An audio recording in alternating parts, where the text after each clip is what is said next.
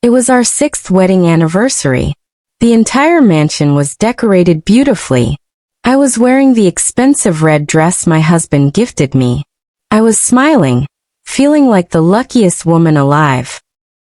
But then, I overheard my husband talking to his friends in the living room. And what he said next completely shattered my soul. He laughed and said, "Bro, stop worrying. This marriage was never real. I only married Sarah to fulfill the condition in my father's will. 5 years of fake marriage, and I get the entire inheritance. The moment I get the money, I'm divorcing her like she never existed." They all started laughing loudly, while I stood there behind the wall, my legs shaking, heart breaking into 1,000 pieces. 6 years of love. 6 years of sacrifices. 6 years of loyalty. All of it was just a bet. A game. A business deal. But in that moment of unbearable pain, something inside me changed. I didn't cry. I didn't scream. I didn't beg. Instead, I smiled. Because right there, I decided. I was going to turn the tables. I was going to destroy his game. And build a life so powerful that one day he would kneel and beg for the woman he threw away. This is my story. How my husband admitted our marriage was fake.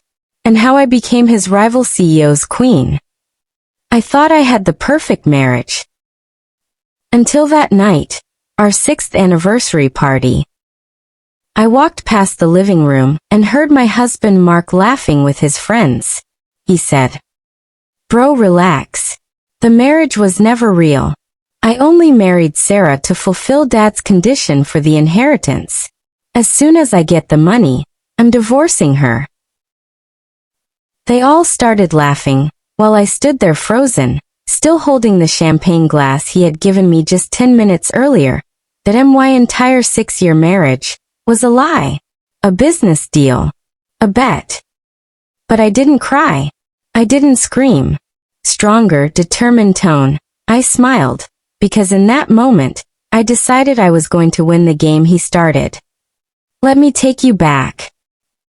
Mark and I met at a charity event.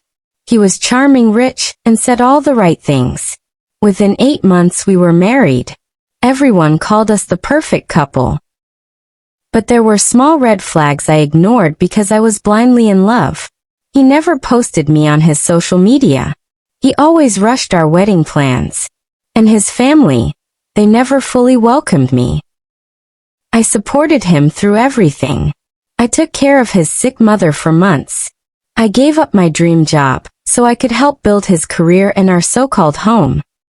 I loved him with all my heart, while he was just using me as a pawn. I didn't confront him that night. No, I played it smarter.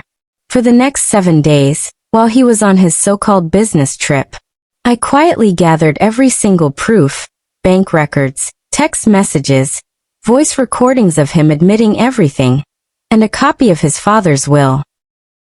I moved my saving to a new account.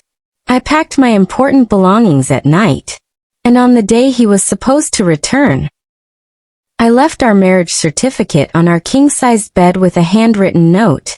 "You played the game perfectly, Mark. But I just won my freedom. Enjoy your fake victory." I walked out of that mansion with my head held high, and I never looked back. I moved to New York and started from zero. At first it was hard, but I refused to stay broken. I joined a top marketing firm as an assistant. I worked harder than anyone else. Within 18 months I was promoted to senior manager. Pause 1.5s. That's where I met Julian. Julian was the complete opposite of Mark. He was calm, respectful, and genuinely saw my talent. Our relationship grew slowly. Late-night project discussions turned into deep conversations, then into real care. He never made me feel like a trophy. He helped me heal. He supported me when I launched my own consultancy. 2 years later, I wasn't just surviving. I was thriving. Meanwhile, Mark's world was collapsing. because our marriage ended before the 5-year clause in his father's will. He lost the entire inheritance. His company went bankrupt. He had to sell almost everything. Then came the night that changed everything. It was the biggest business gala of the year. I walked in wearing a stunning red gown, on the arm of Julian, who had now become one of the most powerful CEOs in the industry. Mark was there too, working as a mid-level manager for Julian's company. When he saw me, his face went pale. He walked straight up to me in front of everyone, eyes full of tears, and knelt down. "Sarah, please. I made the biggest mistake of my life. I still love you. Give me another chance." I looked him straight in the eyes, calm and confident, and said, "Thank you, Mark. If you hadn't used me in your fake marriage, I would have never become this strong. And I would have never met the man who truly loves and respects me. So thank you for setting me free." Julian gently put his arm around me and led me away, leaving Mark broken on his knees. Today, I am happier than I have ever been.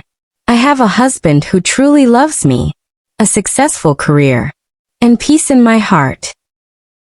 To every woman watching this, never stay where you are not valued. Sometimes the best revenge is not fighting back. It's walking away and building a life so beautiful that your past desperately wants to return. If you've ever been betrayed, used, or broken by someone you loved, comment below. You are stronger than you know. Your comeback story is coming. Thank you so much for watching my story. Like this video if you believe in karma, and subscribe for more emotional stories. God bless you.